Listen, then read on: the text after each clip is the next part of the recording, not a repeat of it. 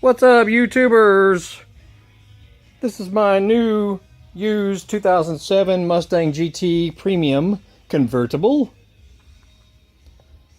Really nice car that I'm thoroughly impressed with.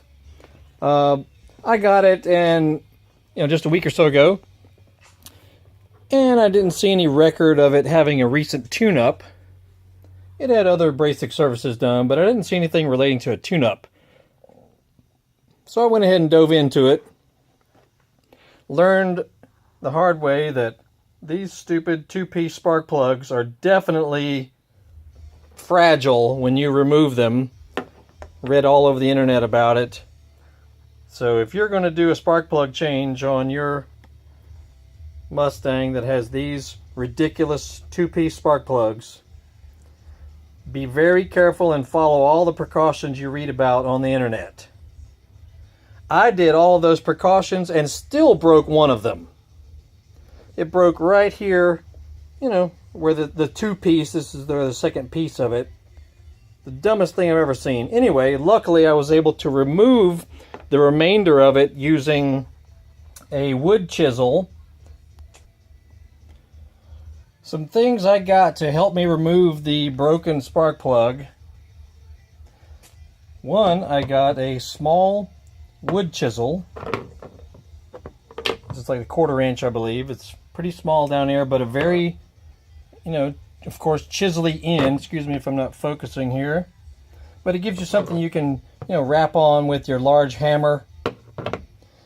So basically this was still down in there, like here. This section was still inside the head, and I sprayed, your PB blaster and other rust inhibitors and lubricants and things and let it soak for a while. Anyway, I took this guy and tapped down inside what was remaining, and it started breaking it up, thank goodness. The porcelain, it started breaking it up, and then, you can blow it out with your compressed air or your shop vac. Get all that remainder out of there, of course. And I also used this chisel right here with a nice sharp point on it. You just have to beat it out of there, basically. And then you get your bolt extractor. I used the large number 5 bolt extractor. The big one.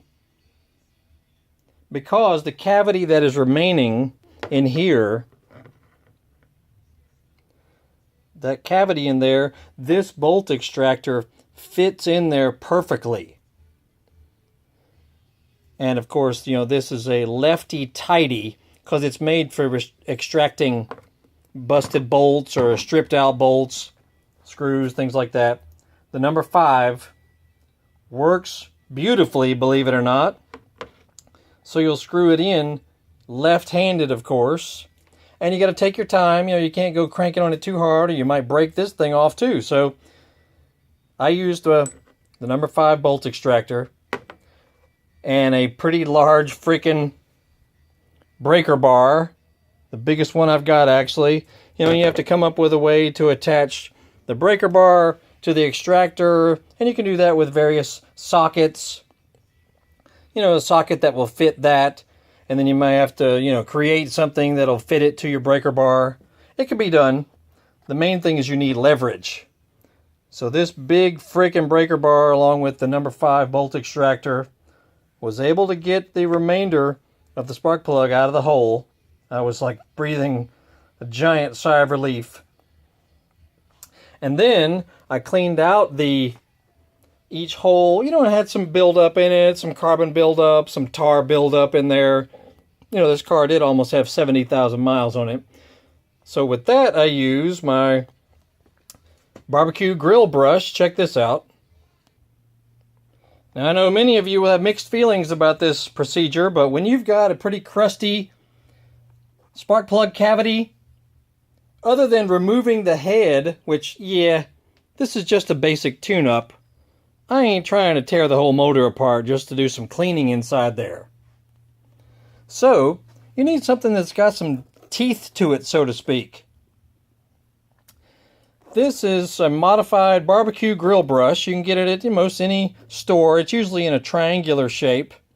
I straightened it out. You know, these are metal bristles, very sturdy through here. And then you can attach this to your drill. Stay with me now. Attach this to your drill, which will give it the ability to rotate, as well as, you know, it's going to clean any crust or buildup inside of your spark plug cavity. I use this on pretty much any vehicle, especially one that has a lot of hours or miles on it. I mean, what else are you going to do, you know? So I know there's lots of people who think this is ridiculous, but what other option do you have? So you attach this to your drill, go down in your spark plug cavity, you know, give it a few wraps and spins, then get your air gun, of course, your compressed air, as well as your shop vac.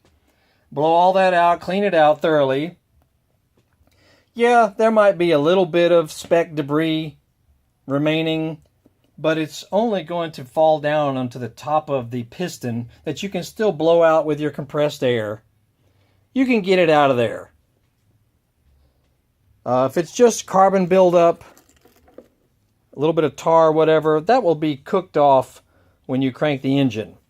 And mind you, I've been doing this for over 15 years on all kinds of different engines. I've never had a single problem. In fact, what it does for you is clean out the threads that your spark plug needs to screw in to,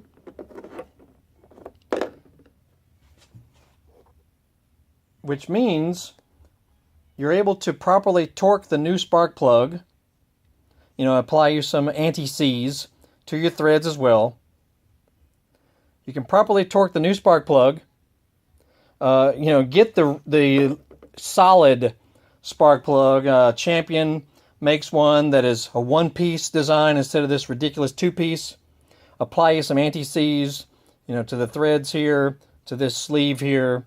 Then you can properly install the spark plugs. I got mine at, I believe, 0.045, 45 thousandths, or whatever your service manual recommends. I was able to properly torque these around 20 foot-pounds is what I did, because many people say 15 is fine. I felt 15 foot-pounds was a little too loose. And 25, you know, I ain't trying to break nothing off in there, so I did it around 20 foot-pounds. It went in there beautifully, nice and smooth, you know, no binding, no grit, grimy, whatever. Anyway, yeah, it takes a little bit of time, but if you spend the time to clean out each spark plug hole, spend the time to just prepare the spark plugs for the new ones, you know, spend a little time to do that. The next time you remove them, it should be a lot easier with less chance of breaking one off. I mean, what a nightmare. You're talking about disaster. And so just take your time to do that. And when I did this tune-up to this car, holy cow, it just ran so much better, much smoother, better acceleration. You know, it wasn't like it was bad anyway, but all I did was a basic tune-up, and I noticed a huge improvement to everything this car did. And I recommend you guys try that as well. I'm sure this will go for any car, but especially these that have the stupid two-piece spark plugs. Anyway, that's my tip. I've got more tips coming of things I resolved on this car. Basic maintenance, things that were really not that big a deal. We'll be back and do a few other things in just a few minutes.